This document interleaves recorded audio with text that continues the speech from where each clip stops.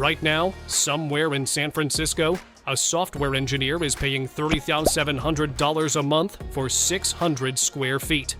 In New York, a paralegal is handing over $3,500 for a one-bedroom she never sees in daylight. In Boston, a grad student is splitting a two-bedroom three ways just to survive. And in 10 American cities you've probably never seriously considered, local governments are doing something almost no one is talking about. They are literally paying people to move there. Cash, up front. Sometimes $60,000, sometimes $5,000.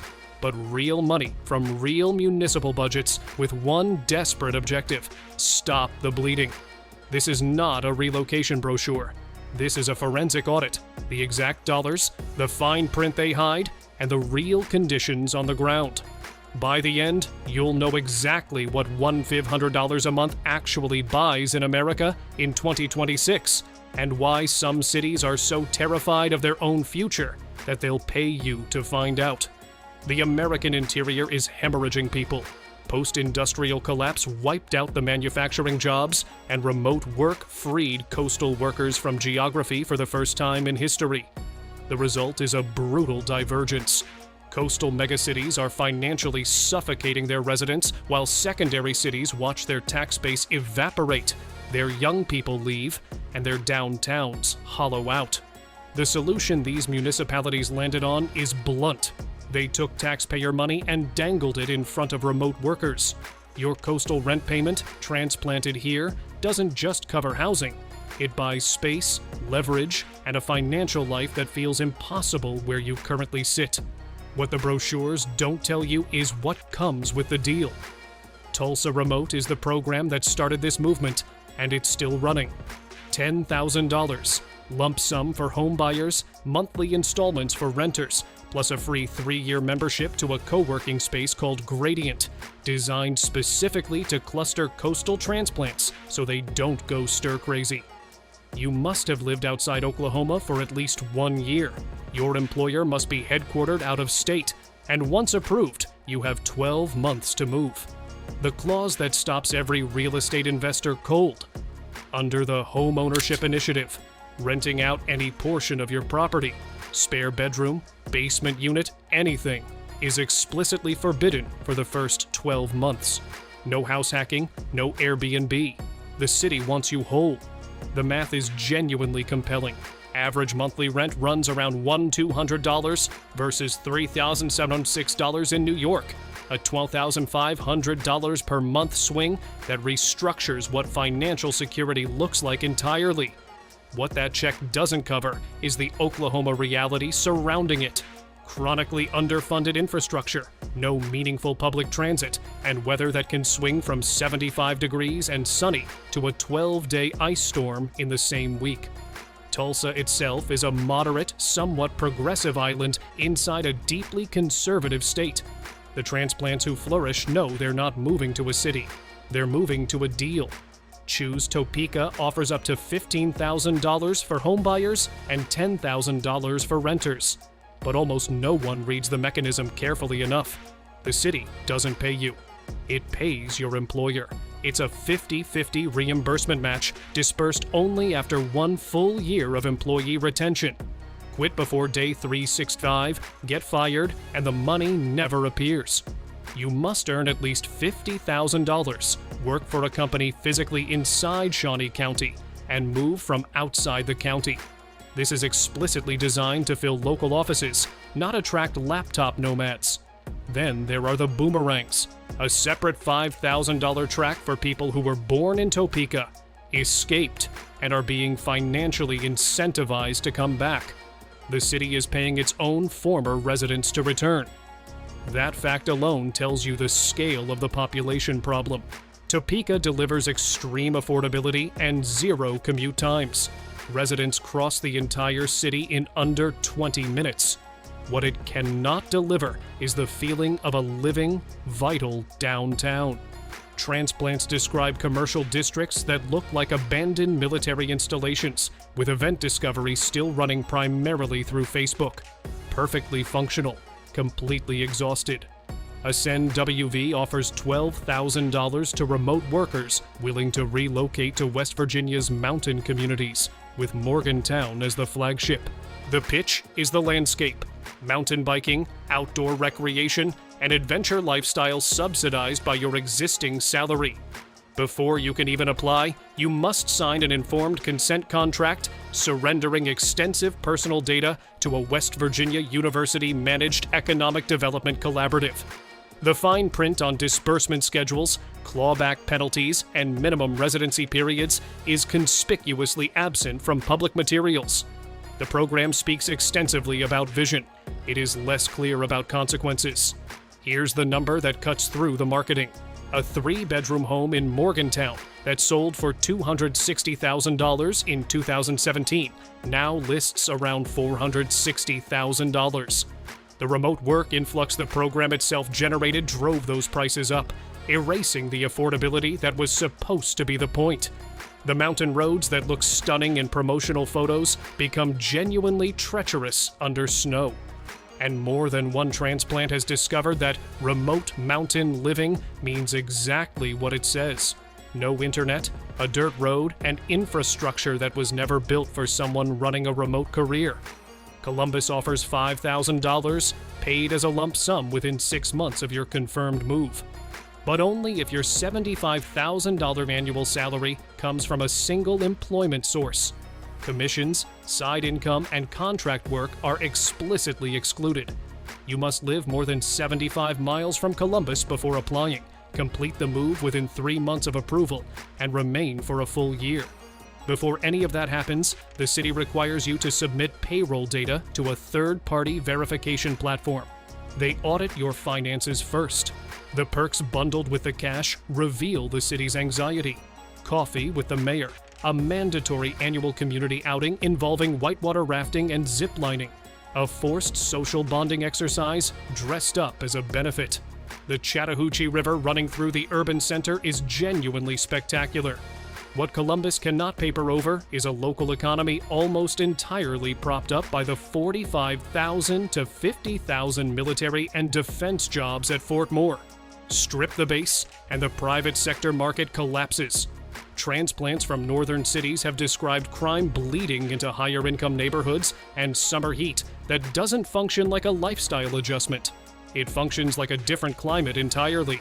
Jackson is offering up to $60,000. Not cash for moving, but down payment assistance applied directly at mortgage closing. The largest incentive on this list by a factor of 4, with conditions to match. You cannot pick your home. The city constructs new single-family houses on formerly abandoned, city-owned lots in blighted neighborhoods, prices them at a fixed $178,000, and you purchase one, fully owner-occupied. The subsidy covers between 20% and 34% of the purchase price, meaning qualifying buyers bypass private mortgage insurance entirely. Income is capped at 120% of the area median income, $70,800 for a single person. The program is open to both current residents and out-of-state transplants alike. What the city is actually asking is for you to serve as the vanguard of urban revitalization in a post-industrial Rust Belt community still working through deep structural decline. Michigan recently increased unemployment benefits to $530 per week, a figure that reflects the severity of local job market instability. The math on paper is extraordinary. The social contract is heavy. West Memphis offers $10,000 for homebuyers and $5,000 for renters, paid on arrival, to remote workers earning at least $75,000. The entire fund is financed by a dedicated 0.25% municipal sales tax. Local residents are literally taxing their own purchases to attract outside earners. To preview the city, the program comps a 2-night stay at the Southland Casino Hotel. You can gamble during your house hunt. Upon arrival, the city assigns you a personal integration specialist, a municipal employee named Jack, whose job is to socially embed you into the community. The geographic arbitrage is real. Arkansas taxes and housing costs, minutes from Memphis amenities. The flaw is that Memphis carries one of the highest violent crime rates of any major American city. And that reality doesn't stop at the river. West Memphis absorbs the spillover. Locals describe stopping for gas after dark as requiring a level of situational awareness that coastal transplants are not prepared for. The community doesn't deny this. They frame it as a tax you pay for the arbitrage. Newton offers $10,000 in cash at mortgage closing, but the eligibility requirements reveal exactly who this program is designed to serve and who it isn't. Renters don't qualify. Buyers of existing homes don't qualify. To receive the money, you must purchase or build a brand new, single-family, owner-occupied home whose constructed value, excluding land, exceeds $240,000. Below that threshold, you receive a tax abatement instead of cash. The city has engineered a subsidy that flows exclusively to developers and buyers wealthy enough to afford new construction. One more requirement stops most applicants mid-sentence. A radon remediation system must be installed before the funds are released.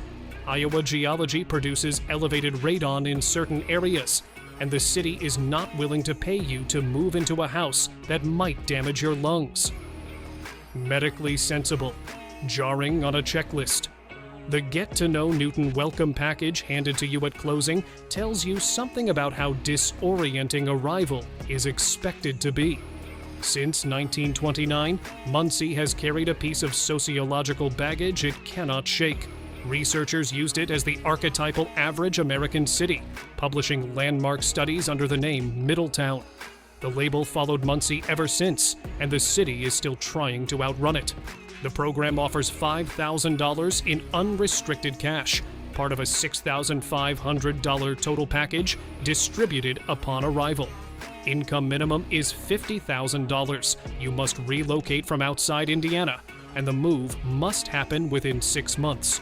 Perks include a library card and a one-semester gym pass to Ball State University, a college freshman orientation package handed to adult professionals. Beneath the stigma, Muncie has real infrastructure. The Cardinal Greenway, 62 miles of paved trail through the region, is exceptional for cyclists. Bob Ross filmed The Joy of Painting here, a fact the city mentions at every available opportunity. The cost of living is low in the way Rust Belt cities tend to be low. Affordable because demand never recovered. The defining catch is Ball State's seasonal grip on the city's energy. When students leave for summer, the social infrastructure drains out with them, leaving a quiet that remote workers describe as hard to explain and harder to sustain. Baltimore has turned home buying into a reality television format. Buying into Baltimore offers $5,000 as a 5-year forgivable loan, covering down payment and closing costs. No income restrictions. No employment requirements. Anyone can apply, but the access mechanism is unlike anything else in this space. You must first attend a mandatory trolley tour, a city-organized property viewing event. You cannot make an offer before it. The moment it ends, a 12-business-day clock starts. Find a home, make an offer, go under contract, and execute a purchase agreement, or forfeit eligibility. Then, assuming you've done all of that correctly, your name goes into a lottery broadcast live on Facebook. 20 winners per event. If your number isn't drawn, you own a Baltimore home, and the $5,000 was never yours. Baltimore's geographic position between DC and Philadelphia is genuinely strong.